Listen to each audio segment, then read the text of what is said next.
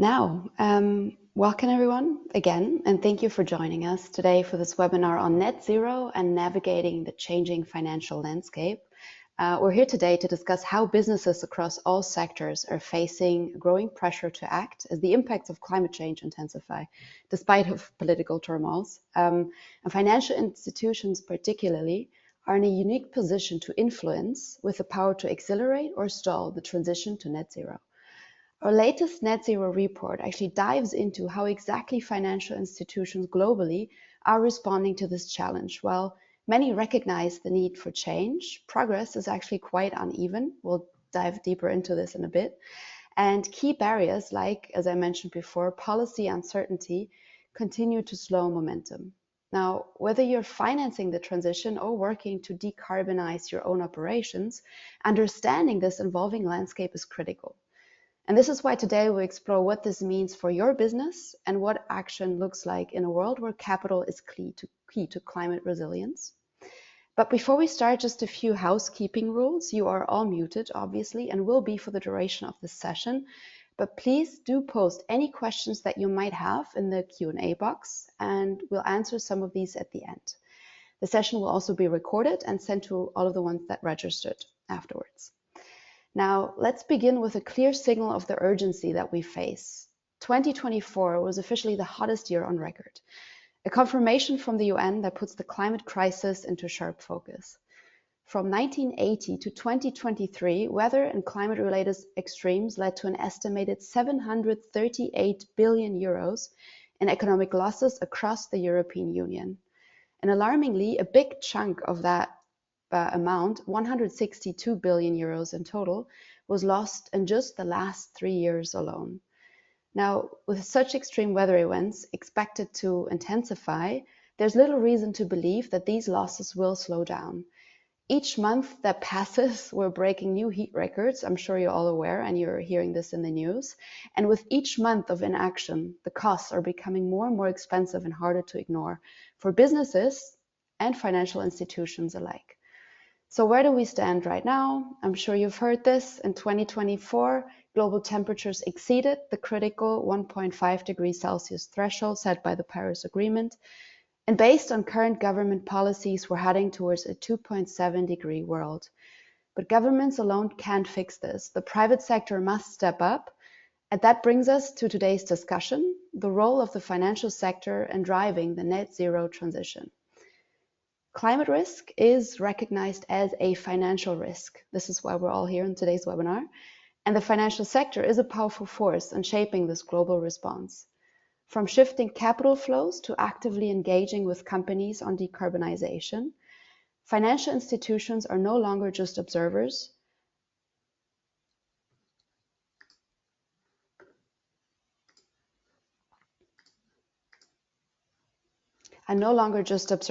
But actively shaping the world. Now, today we'll reflect on how they're doing this by presenting South Pole's 2025 Net Zero Report. We'll look at how financial actors are moving from ambition to accountability, what they expect from companies, and how businesses can stay competitive and credible in this rapidly evolving landscape. Now, let me briefly introduce our panelists, which are, first of all, Dr. Mark Moser, who is Head of Impact at Lightrock. He's dedicated his career to ensuring finance and serving both society and the environment. With a background in impact investing in academia, he brings deep expertise in sustainability, operations, and stakeholder management. Margot Seeley is the Head of Socially Responsible Investment at ABN AMRO Investment Solutions. She leads ESG strategy and engagement, specializing in sustainable investment frameworks and manager selection across global portfolios. Suat Kolai leads South Pole's Sustainable Finance team, supporting financial institutions with data-driven climate strategies and regulatory readiness. She brings over a decade of experience across sustainability and fintech. And last but not least, Nadia heads the global marketing and communications at South Pole. She's been a driving force behind South Pole's Net Zero Report and leads efforts to amplify South Pole's climate impact on a global scale. And now here's a quick look on what's ahead for today and on the agenda. So we'll begin with a keynote on the power and responsibility of finance and look at how financial institutions can lead the way in shaping a sustainable future. Next, we walk through global and regional highlights from our Net Zero report by Nadia. And to bring this to life, we'll then move to a fireside chat with Margot Sile from ABN AMRO and Suat Kolai, who will share practical perspectives from the field. With that, now let's get started, and please join me in welcoming our keynote speaker, Dr. Mark Moser from Lightrock, on the power and responsibility of financial institutions. Now, Mark, over to you. Good morning, everyone, and allow me to add my welcome to today's webinar. Thank you as well to you, Linda, for the kind introduction. One detail I might add on Lightrock is that as well as one of your proud investors, we're also a happy client of South Pole. I'm delighted to join today's webinar, which builds on the insights from South Pole's latest Net Zero report. The findings in this report are not just timely, they're invaluable reading for anyone committed to understanding the evolving landscape of climate action. As we all know, the finance sector has a pivotal role to play in accelerating the transition to a net zero economy and closing the climate investment gap, which stands at $43 trillion as the total cumulative shortfall. And although national governments will play a critical role, it's my firm belief that the choices we make as investors, lenders, and stewards of capital will determine the pace, scale, and ultimately the success of climate progress in the years ahead. To start, I'd like to take a step back and look at the bigger picture. Climate change is no longer a distant threat. It's fundamentally reshaping industries, supply chains, and investment flows right now. This isn't just about managing risk. It's about recognizing a structural shift in how and where value is being created. Current geopolitical turbulence may even accelerate this trend as corporates embrace climate technologies that allow them to make better decisions, use resources more efficiently, and manage the energy use more sustainably, for example. While mitigation remains critical, given that every dollar invested in emissions reduction can yield up to $7 economic benefits by 2030, adaptation is equally urgent, as the UN estimates that even with aggressive emission cuts, annual adaptation costs for developing countries alone could reach $300 billion by 2030, underscoring the need for a dual approach to safeguard both assets and communities. For both investors and corporates, those who position themselves for this transition will be best placed to generate long-term returns and secure market leadership. In today's world, climate resilience and business competitiveness are inseparable. Companies that adapt and innovate are not only more likely to survive, but thrive in this new context. At Lightrock, we see a clear opportunity to generate attractive returns while helping businesses future-proof their models for a low-carbon future. Indeed, we take the view that generating positive climate impact can propel desirable commercial returns. Our investment approach is grounded in a deep understanding that both physical risks, like extreme weather, and transition risks, such as regulatory changes or shifting consumer preferences, are now material to value creation. We actively consider these factors in every investment decision. But this is not just about investors. Ambitious corporates are also seizing the opportunity to lead, embedding climate resilience into their strategies and transforming their operations and supply chains. Our focus is on allocating capital to solutions and business models that are aligned with future market and climate realities, backing companies that are not only resilient to climate impacts, but are also driving and enabling the transition, whether through clean technologies, sustainable supply chains, or innovative business models. By doing so, we're not just managing risk, we're helping to shape the next generation of market leaders. To close, I want to emphasize that climate is no longer a peripheral issue. It must be at the core of every investment and business strategy. Investors and corporates today are not just responding to climate risk. Through capital allocation and operational leadership, they're actively shaping the pace and direction of the transition. Lightrock's own journey is a proof that it's possible to deliver strong financial returns while supporting businesses to scale sustainably. The companies and investors that act early, embed climate into their strategy, and scale with sustainability in mind will be best positioned to remain competitive and attract long-term capital. With that, I'd like to hand back over to you, Linda, who will guide us through today's discussion and introduce our panel of experts. Thank you, and I look forward to a lively and insightful conversation. Thank you very much, Mark, for this valuable perspective on the synergy between climate resilience and business imperative. And I think that also very nicely validate our findings of the Net Zero report that Nadia will now present on behalf of a big team within South Pole that pulled together a lot of relevant findings. Nadia, over to you. Thank you so much, Linda, and welcome everyone on my behalf as well. I'm very pleased today to walk you all through the headline findings from the report before we dive into how these trends are taking shape on the ground during the fireside chat. So to start with some context, this is the 5th edition of the South Pole Net Zero report. We've launched this originally in 2020 to provide insights and analysis of the rapidly evolving landscape of corporate climate action. And for this year's research, we surveyed over 350 financial institutions from all around the world to get a better understanding of how they're responding to climate risks, financing the transition to net zero, but also managing emerging opportunities. We've deliberately focused on financial institutions because of the unique influence they hold. Following Mark's keynote just now, and as one might say, move the money, change the world. These institutions are not just capital allocators, they provide key signals on where markets and businesses may be heading. So let me start with our highlight findings. Our first finding paints a picture of cautious progress. If we could hop on the next slide, please. What we saw was that 86% of our surveyed financial institutions said that they were either on track or partially on track to meet their net zero goals, and half have what we consider at South Pole an extensive and credible climate transition plans.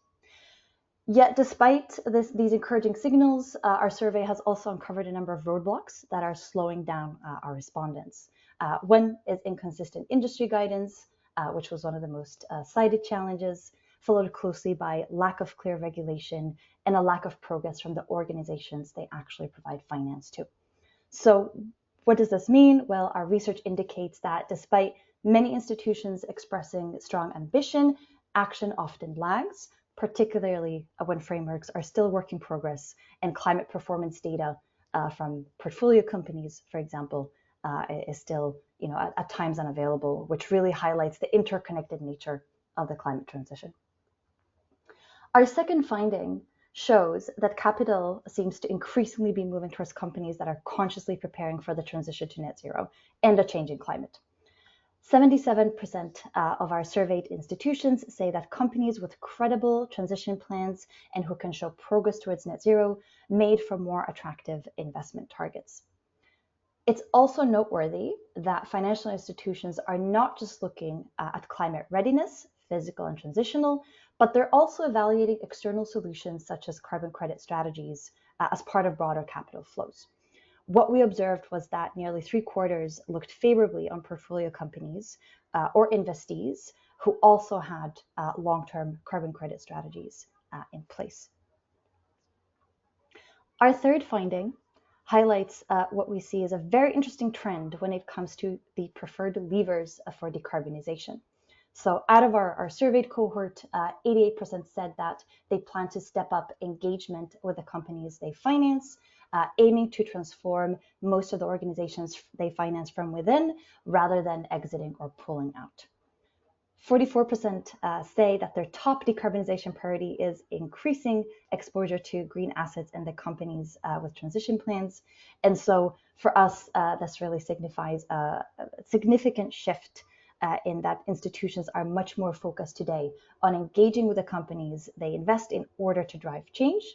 And they're supporting this decarbonization within the high emitting sectors rather than pulling out altogether. So for companies, this is really a call to action. You need to demonstrate not just intent, but tangible steps towards sustainability. And finally, last but certainly not least, in all of this, well, what does this mean in how we're talking about progress? So for us, the fourth finding touches on how financial institutions are evolving their climate communications. What we've noticed is that well over half, 53%, are increasing their net zero communications. But on the flip side, nearly a third are choosing to deliberately make more conservative claims due to rising risk of greenwashing, for instance.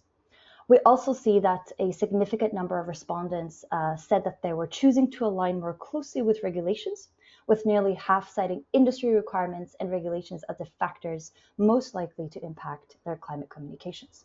So again, this to us highlights that growing demand for transparency and credibility, while also making sure that companies are aligning their claims with actual progress. This is a wrap up of the highlights. And with that, Linda, I pass back to you. Thank you.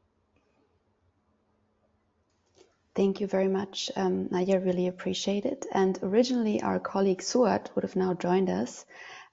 She will not make it due to technical issues. So I wonder, Nadia, would you mind, since you're the expert really around all of the findings in the Net Zero report, if you could just also cover the regional highlights by any chance?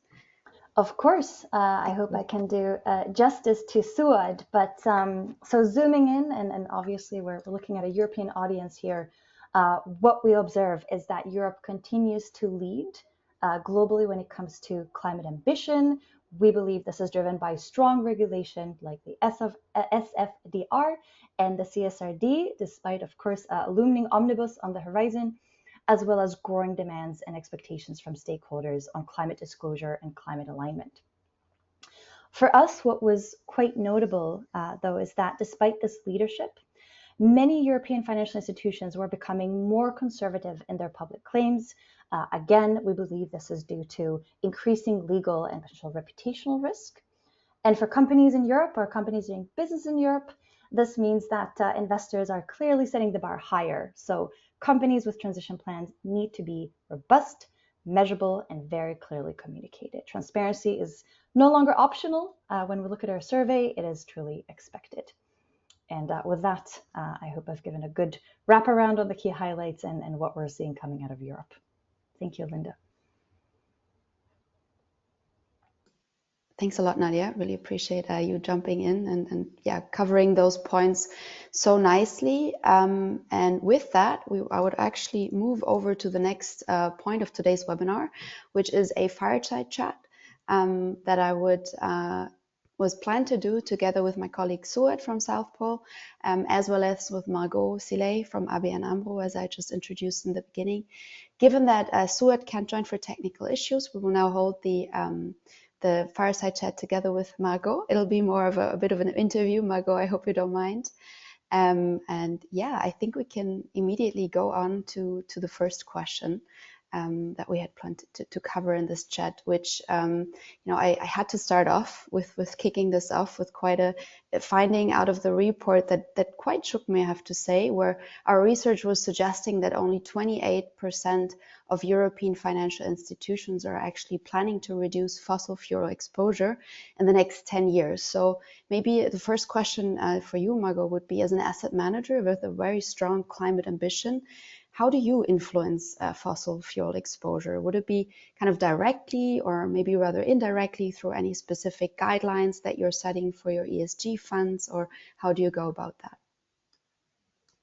Well, thank you for your question. I think it's a very relevant topic since we have the ESMA guidelines coming into force on May 21, so in a couple of days. And for the participants that are still building their knowledge on these guidelines, These guidelines establish that funds using ESG or sustainability related terms must apply the Paris aligned benchmark exclusion criteria.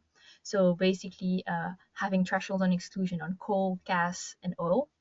So on our side, in ABN AMRO Investment Solution, we have made the decision to retain ESG related names in our funds offering and fully embrace the Paris aligned benchmark exclusion. So this means that we have developed a comprehensive product suite that will systematically exclude high carbon fossil fuel companies from our portfolios in accordance with the PAB criteria.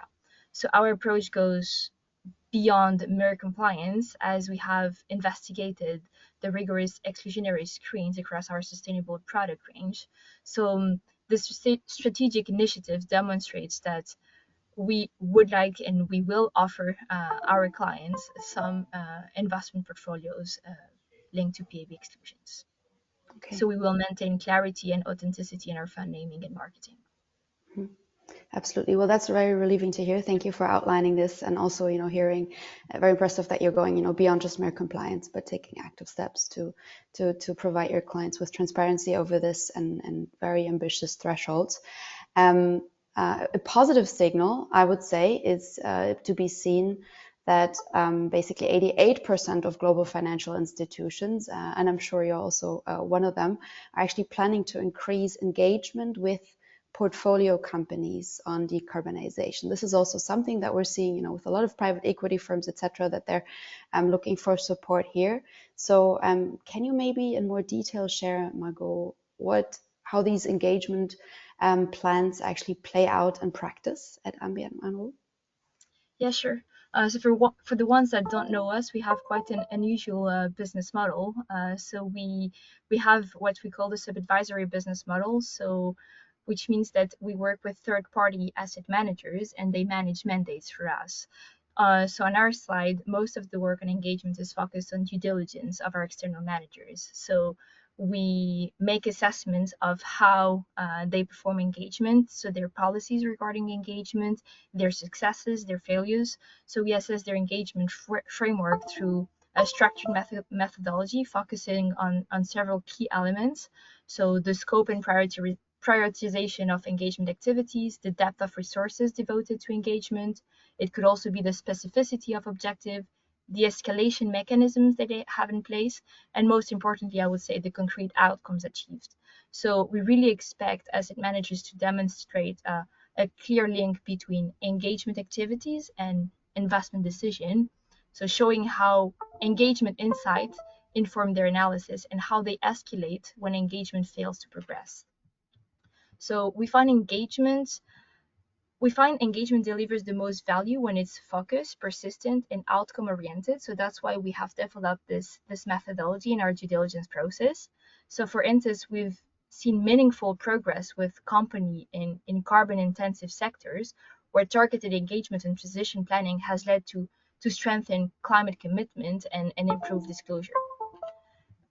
So this is really the core focus of our methodology. We also highly encourage asset managers we work with to join collaborative platforms like Climate Action 100+ or Net Zero Engagement Initiative to really foster a systemic change in the industry.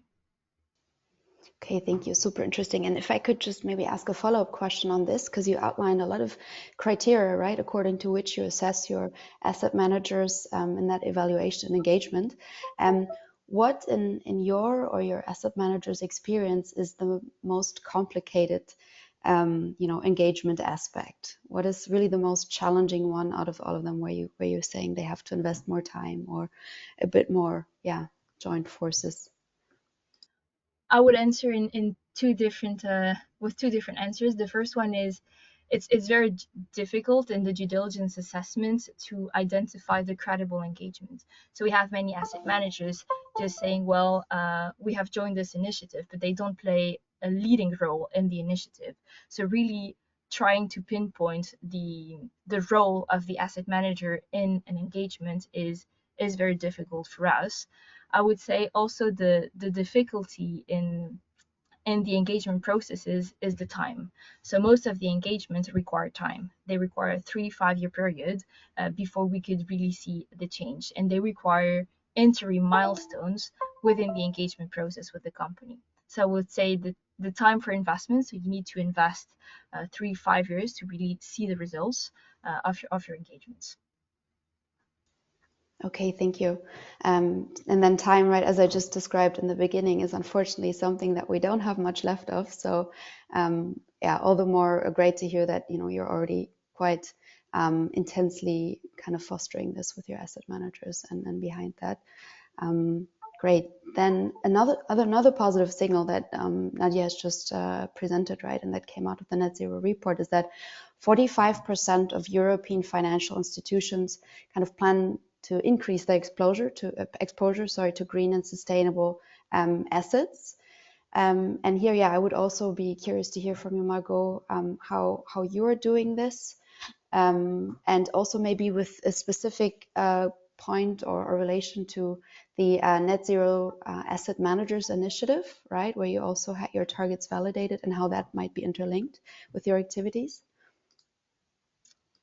Yes, sure. So we work with external asset manager on portfolios and on integrating green activities within the portfolio. So we have ongoing discussion with asset managers in order to shift the portfolios and to tilt the portfolio to more greener activities in time. So we have set interim targets with our portfolio managers that they need to track. So depending of the type of portfolio, the region, the asset class, etc., we have identified some metrics that the asset managers need to follow, and they need to outperform these metrics in time. I don't know if you have any specific target on the NZ, any specific question, sorry, on the NZAM target commitment. Maybe just one where, on a broader scale, how do you see, you know, many US members kind of exiting the initiative recently, and the following review by the initiative? How do you, I don't know, from us out of ABN AMRO's view, I mean, you've got validated targets. How do you observe this and maybe the future or your future engagement with the initiative? Well, it's a very difficult question because obviously we do work with external managers that are based in the US. But from my personal perspective, I believe the recent US managers' exits reflect really the increasingly polarized political environment around climate initiative, rather than a fundamental shift in the financial sector's understanding of climate risk. So I personally see this moment as an important inflection point for NZAM. The review that followed these exits was, I believe, necessary, and I think it presents an opportunity to strengthen the initiative by reinforcing on its core value proposition. So in my view, there's several elements that are crucial to reinforce NZAM's position. First, I would say that we really need to double down on the financial materiality arguments. So as you mentioned in your presentation, climate risk is a financial risk, regardless of one's political stance. When I speak with our clients, they increasingly understand this, and they're looking for solutions that protect their investments. Second, I think NZAM is a great initiative that focuses on firm-level decarbonisation targets, but clients actually invest in funds and not in firms. So we need to translate these high-level commitments into more binding fund level implementation. So for example, in Europe, and you mentioned also the SFDR regulation, I believe we should be working to integrate NZAM commitment directly into SFDR templates, creating a clear connection between net zero pledges from asset managers and the actual financial products that they manage. This would make our commitments in the industry more tangible and accountable, according to me. And finally, I think that what truly builds credibility is transparency. So through a common framework to report progress, the industry will gain in credibility. So right now, different members report in different ways, making the comparisons difficult and opening the door to skepticism. So I believe NZAM really needs a standardized reporting framework that allows for consistent measurement of progress against commitment, showing a real-world impact rather than just intention. Such a framework would really enable the stakeholders to clearly see which approaches are working, facilitate also peer benchmarking for clients, and ultimately strengthen the initiative's accountability and credibility.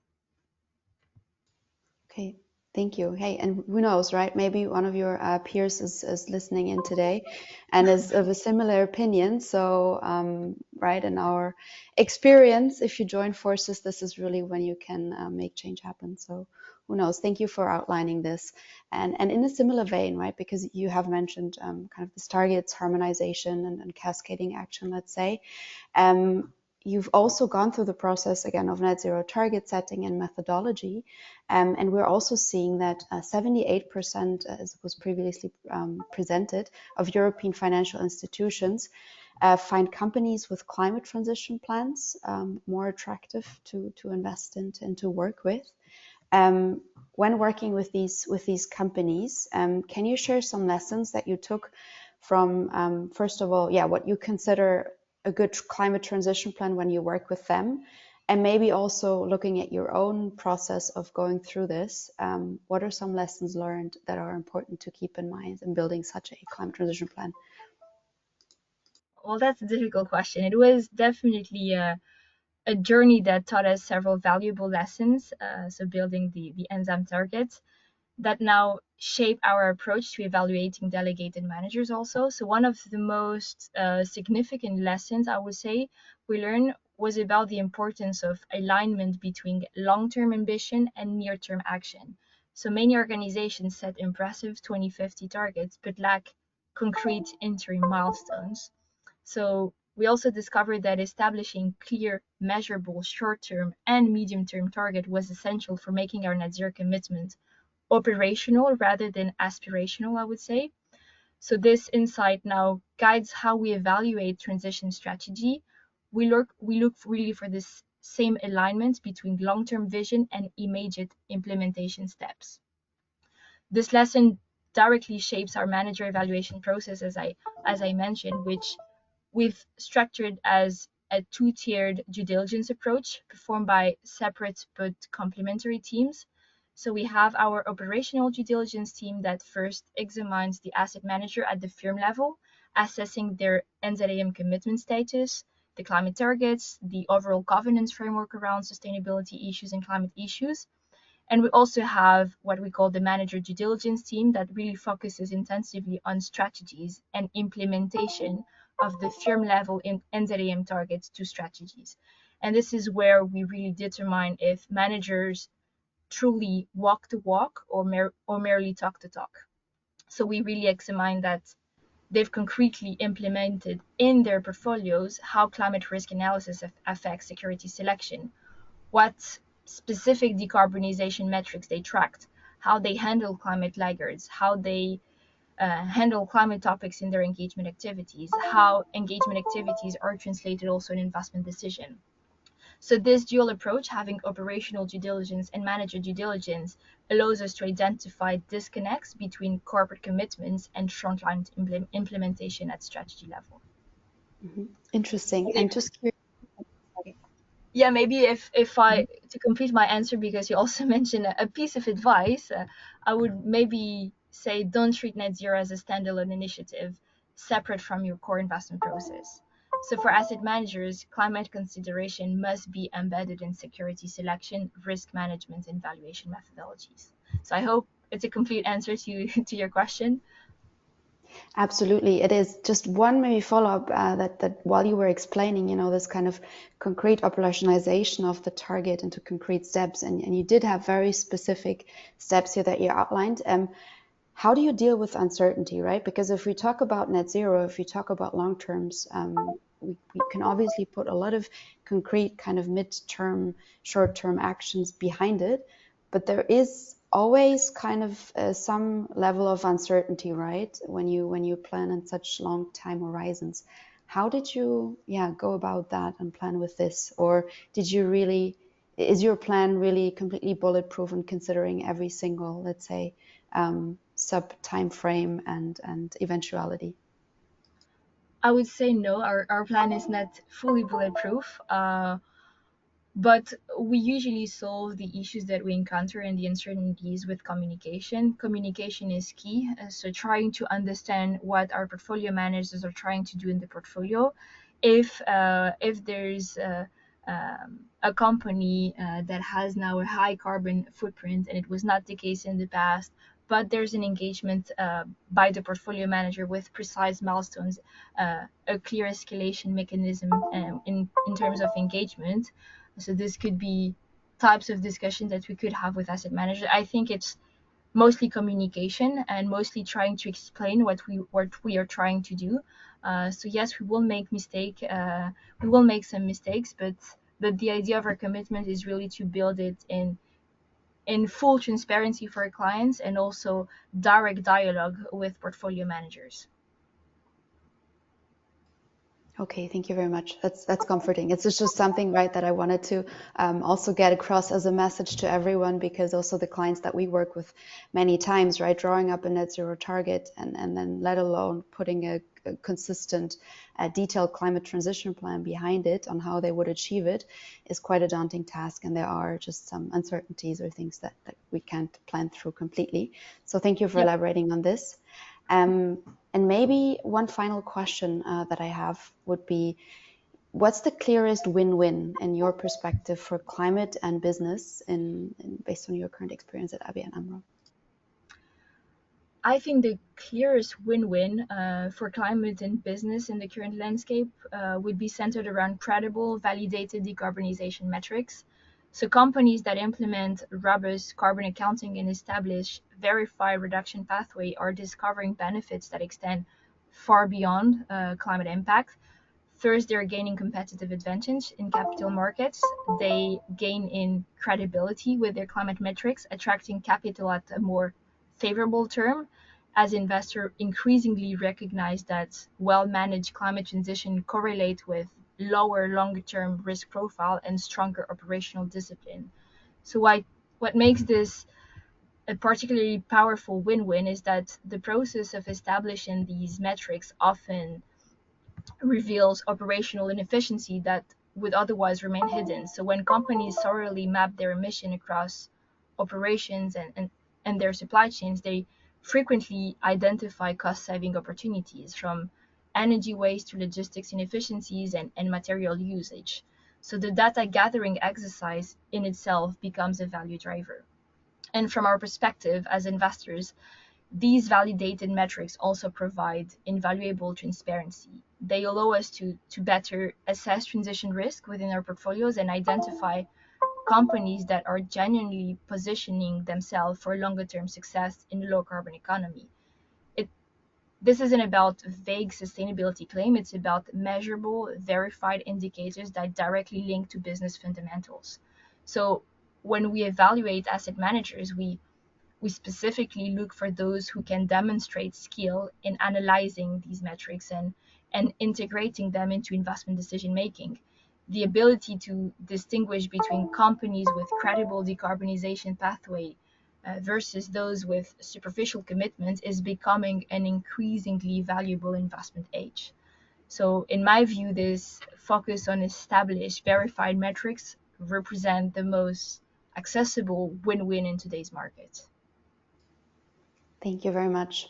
And that's certainly something, right, that we see not just in your industry, but in many others, and that's an important first step to exactly measure, kind of point out and see, get the data and see where companies stand to then also sufficiently address hotspot and manage risks. So yeah, with that, thank you very much, Margot. I really appreciate that you took the time today for this fireside chat and gave us all these valuable insights out of ABN AMRO Investment Solutions. Again, apologies to everyone that our colleague Suat could not join today, but I think we covered a lot of great insights, and Margot was able to really be a good interview partner on this one. And now for the last few minutes, I would also take some questions that were posted in the Q&A box. One that I see here that is also closely linked to South Pole's, let's say, core business model, and that we hear a lot. I would just take this one up, and maybe Nadia, you're still on the call. If you could answer this one, it would read whether we think that carbon credits still have a role to play now that we've passed 1.5 degrees. Thank you. Thank you for that question. I think the short form of the answer is yes, but part of a broader strategy.